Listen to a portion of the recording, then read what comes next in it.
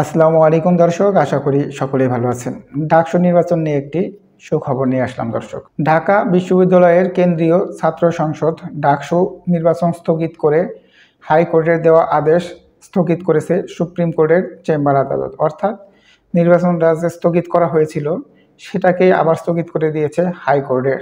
অর্থাৎ হাইকোর্ট থেকে যে স্থগিতাদেশ দেওয়া হয়েছিল যে নির্বাচন হবে না, পিছিয়ে দেওয়া হয়েছিল, সেটাকে স্থগিত করেছে সুপ্রিম কোর্ট। এতে বিক্ষোভরত ঢাকা বিশ্ববিদ্যালয়ের শিক্ষার্থীরা উল্লাস করে ঘরে ফিরে যাচ্ছে। অর্থাৎ এই স্থগিতাদেশের পর ঢাকা বিশ্ববিদ্যালয়ের শিক্ষার্থীরা যারা আন্দোলনে নেমেছিল, বিক্ষোভে নেমেছিল, তারা উল্লাস করে আবার হলে ফিরেছে, যেটা খুবই পজিটিভ দিক বলে আমরা মনে করছি দর্শক। কারণ এই নির্বাচন যদি স্থগিত করে রাখা হতো তাহলে বড় ধরনের দুর্ঘটনা ঘটত। তারা আন্দোলন, অবরোধ, রাস্তাঘাট বন্ধ করে দিত। সব কিছু বিবেচনা করে মহামান্য সুপ্রিম কোর্ট স্থগিতাদেশকে স্থগিত করে দিয়েছে, অর্থাৎ নির্বাচন আবার হবে। গতকাল সোমবার বিকাল 4টা 40 মিনিটের দিকে স্থগিতাদেশের ব্যাপারে জানতে পেরে উল্লাস করতে থাকেন শিক্ষার্থীরা। অর্থাৎ যখন তারা স্থগিতাদেশটা জানতে পেরেছে তখন তারা সবাই উল্লাসে আনন্দে মেতে ওঠে। এর আগে শিক্ষার্থীরা ডাকসু স্থগিতাদেশের খবর শুনে বিভিন্ন হল থেকে মিছিল নিয়ে তাৎক্ষণিক প্রতিবাদ স্বরূপ ঢাকা বিশ্ববিদ্যালয়ের উপাচার্যের বাসভবনের সামনে আসেন।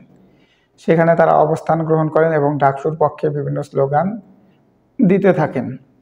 অর্থাৎ যখন স্থগিতাদেশ দেওয়া হয়েছিল যে নির্বাচন হবে না, তখন তারা হল থেকে সবাই বেরিয়ে উপাচার্যের বাসভবনের সামনে চলে আসেন এবং সেখানে অবস্থান করেন এবং বিভিন্ন রকমের স্লোগান দেন। এর আগে বিকেলে হাইকোর্ট 30 অক্টোবর পর্যন্ত ডাকসু নির্বাচন স্থগিতাদেশ দেন।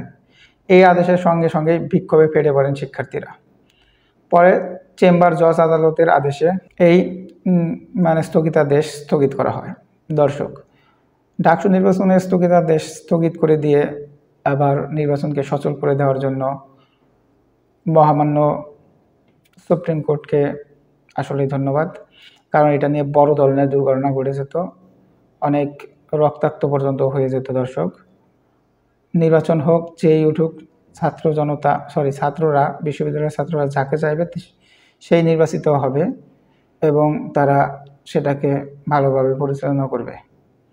দর্শক, এই বিষয়ে যদি আপনাদের কোনো মতামত থাকে অবশ্যই কমেন্টসে জানাবেন। ধন্যবাদ সকলকে। আসসালামু আলাইকুম।